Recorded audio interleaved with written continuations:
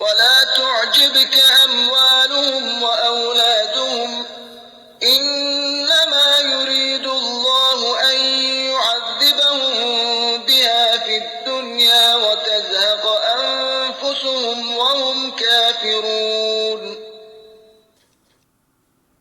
اور ان کی دولت اور اولاد کہیں آپ صلی اللہ علیہ وآلہ وسلم کو فریفتہ نہ کرے. اللہ تو بس ان چیزوں کے ذریعے انہیں دنیا میں عذاب دینا چاہتا ہے اور چاہتا ہے کہ ان کی جان کنی کفر کی حالت میں ہو.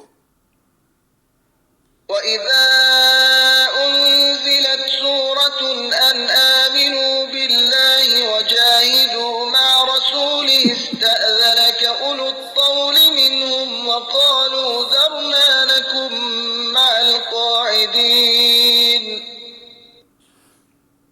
اور جب کوئی ایسی صورت نازل ہوتی ہے جس میں کہا جاتا ہے کہ تم اللہ پر ایمان لاؤ اور اس کے رسول کی مائیت میں جہاد کرو، تو ان منافقین میں سے دولت مند افراد آپ صلی اللہ علیہ وآلہ وسلم سے اجازت طلب کرتے ہیں اور کہتے ہیں ہمیں چھوڑ جائیں کہ ہم بیٹھنے والوں کے ساتھ بیٹھے رہیں.